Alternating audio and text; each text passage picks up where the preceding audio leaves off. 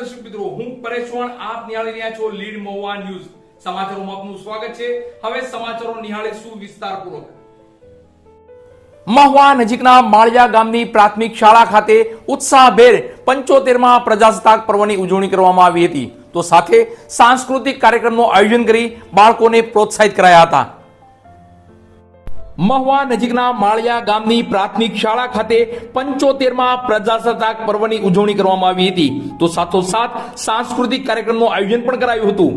રાષ્ટ્રીય પર્વને લઈ સમગ્ર મહુવા શહેર અને પંથક રાષ્ટ્રીય રંગે રંગાઈ ચૂક્યું છે. શહેર અને ગ્રામ્ય વિસ્તારોની શાળા ખાતે આ રાષ્ટ્રીય પર્વની ઉજવણીમાં દેશ પ્રેમની ઝલક જોવા મળી હતી.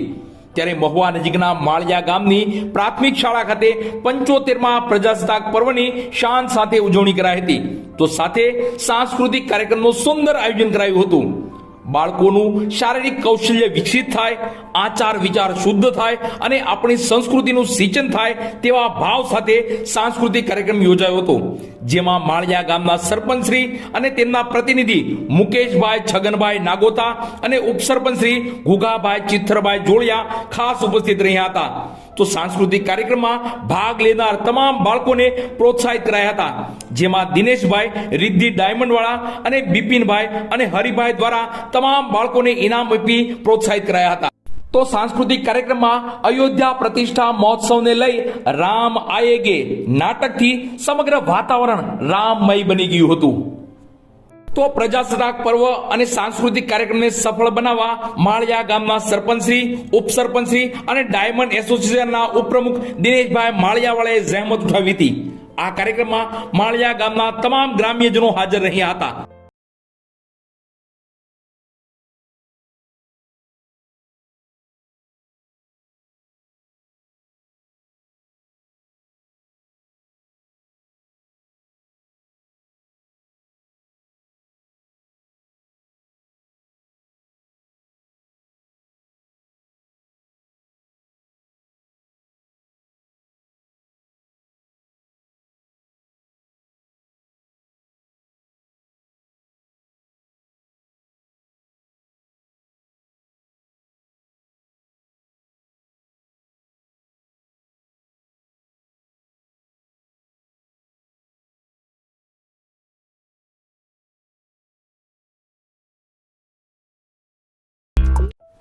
મહુવા શહેરના ગાંધીબાગ ચોક ખાતે 75માં પ્રજાસત્તાક પર્વની ઉત્સાહભેર ઉજવણી કરવામાં આવી હતી.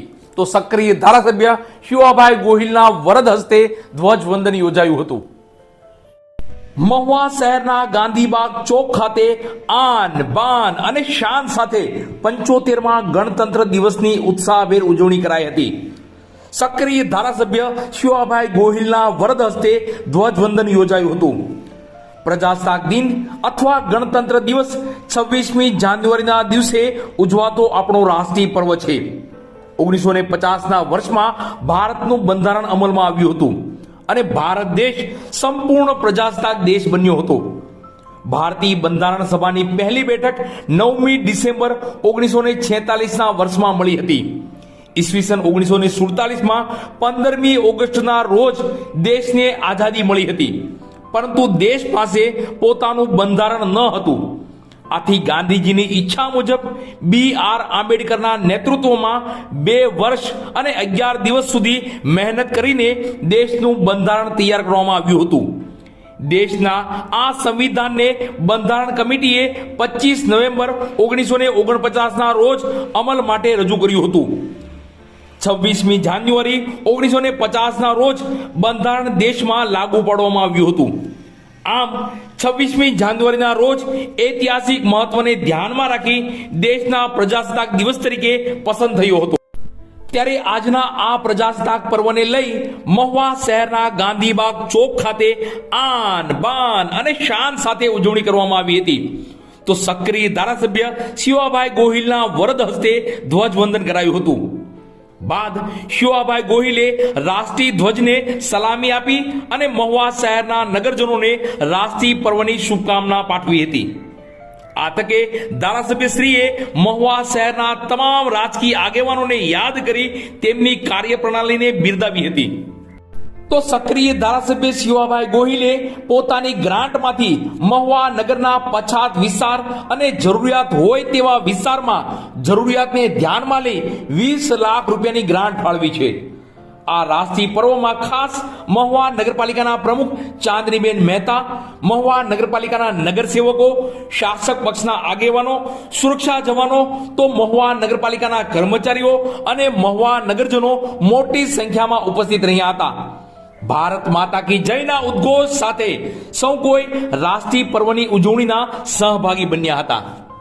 75મે ગણતંત્ર દિવસ પર સૌ રાષ્ટ્રપ્રેમી ભાઈઓ, માતાઓ, યુવાન મિત્રોને મારી શુભકામનાઓ. એ બંધારણ સભામાં આપણા દેશના 308 જેટલા વિદ્વાન મેમ્બરો દરેક ક્ષેત્રમાંથી ભારતની નવી નીતિ ઘડવા માટેના બંધારણ સભામાં નિમણૂકો થઈને એના અધ્યક્ષ હતા. આ દેશના અને બંધારણના ઘડવૈયા તરીકે આખી દુનિયા સમક્ષ જેની ઓળખ છે એવા ડૉક્ટર બાબા સાહેબ આંબેડકરજી. એ 26મી જાન્યુઆરી 1950ના દિવસે આપણે સ્વતંત્રતાનો અને આપણા બંધારણનો, આપણા રાષ્ટ્રધ્વજનો, આપણી સરહદોની સાર્વભૌમત્વનો રક્ષણને કાજે અને ઉલ્લાસમય આ દેશને સ્વતંત્રતા જાહેર કરીને આપણે એનો જે ઉલ્લાસમય દિવસ 1950 26મી જાન્યુઆરીથી ઉજવતા આવ્યા છે સમગ્ર રાષ્ટ્ર. મહુવા નગરપાલિકા ખાતે 75માં ગણતંત્ર દિવસની આન બાન અને શાન સાથે ઉજવણી કરવામાં આવી હતી. તો પાલિકા પ્રમુખ શ્રીમતી ચાંદનીબેન મહેતાના વરદ હસ્તે ધ્વજવંદન યોજાયું હતું. મહુવા નગરપાલિકા ખાતે 75માં ગણતંત્ર દિવસની શાન સાથે અને ઉત્સાહભેર ઉજવણી કરવામાં આવી હતી. તો મહુવા નગરપાલિકાના પ્રમુખ શ્રીમતી ચાંદનીબેન મહેતાના વરદ હસ્તે ધ્વજવંદન યોજાયું હતું. મહુવા નગરપાલિકા ખાતે વર્ષોથી પરંપરા રહી છે કે રાષ્ટ્રીય પર્વની ઉજવણી પાલિકા પ્રમુખના અધ્યક્ષ સ્થાને જ યોજાય છે. તે પરંપરા આજે પણ કાયમ રહી હતી. આજે મહુવા શહેર રાષ્ટ્રીય રંગે રંગાઈ ચૂક્યું છે. હરેક મહુવા નગરજનોના દિલમાં રાષ્ટ્રીયતા ઝળહળી રહી છે. મહુવા શહેરના તમામ વિસ્તારો, તમામ સ્કૂલો, સામાજિક સંસ્થાઓમાં આ ગણતંત્ર દિવસની ઉજવણી કરાઈ હતી. તો ધર્મસ્થાનોમાં પણ રાષ્ટ્રીય પર્વનો રંગ બતાવ્યો હતો. જેમાં મહુવાના લાતી બજાર ખાતે આવેલ ખોડિયાર મંદિર, તો છેવાડાના વિસ્તારમાં આવેલ ગાયત્રી મંદિર ખાતે આ રાષ્ટ્રીય પર્વની ઉજવણી કરાઈ હતી. મહુવા નગરપાલિકા ખાતે પણ આજે 10:30 કલાકે પાલિકા પ્રમુખ ચાંદનીબેન મહેતાના વરદ હસ્તે ધ્વજવંદન યોજાયું હતું.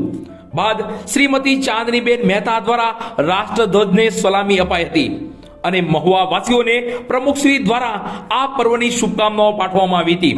તો સક્રિય ધારાસભ્ય શિવાભાઈ ગોહિલ પણ ખાસ ઉપસ્થિત રહ્યા હતા અને રાષ્ટ્રીય પર્વની ઉજવણીમાં સહભાગી બન્યા હતા. તો પાલિકાના ચીફ ઓફિસર અને પાલિકાના નગરસેવકો પણ ઉપસ્થિત રહ્યા હતા.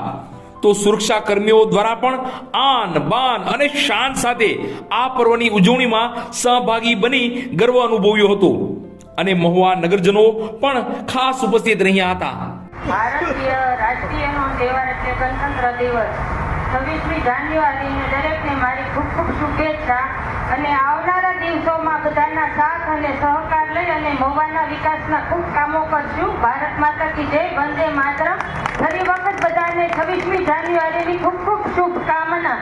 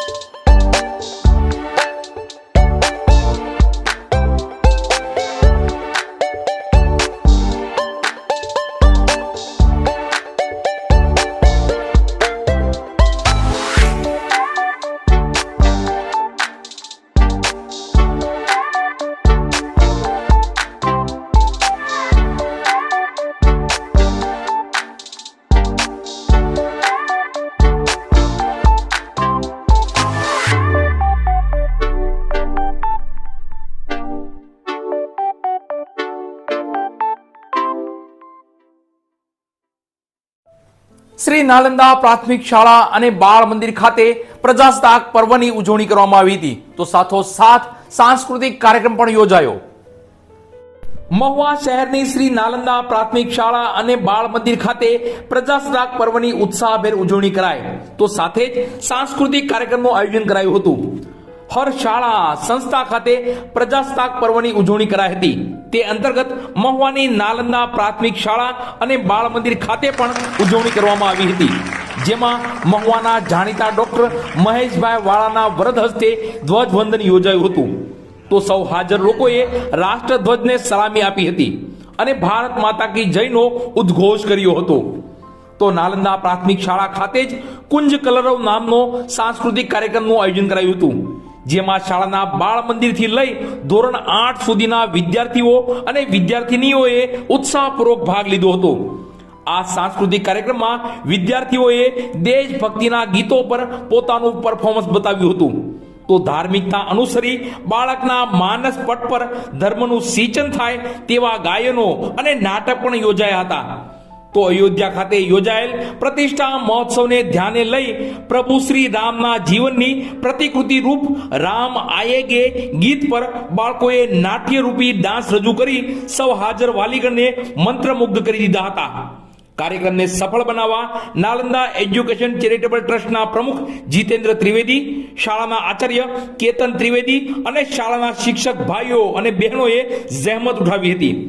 ટૂંકમાં પ્રજાસત્તાક પર્વની શાંતિ ઉજવણી કરાય તો સાંસ્કૃતિક કાર્યક્રમ પણ સફળ રહ્યો હતો. તો લીડ મહુવા ન્યૂઝના પરેશભાઈ ચૌહાણનું સ્વાગત કરી અને સન્માન કરવામાં આવ્યું હતું. બસ સમાચારોમાં અત્યારે આટલું જ. ફરી સમાચારો સાથે કાલે મળીશું. ત્યાં સુધી હું પરેશ ચૌહાણ અને લીડ મહુવા ન્યૂઝની સમગ્ર ટીમ શુભરાત્રી.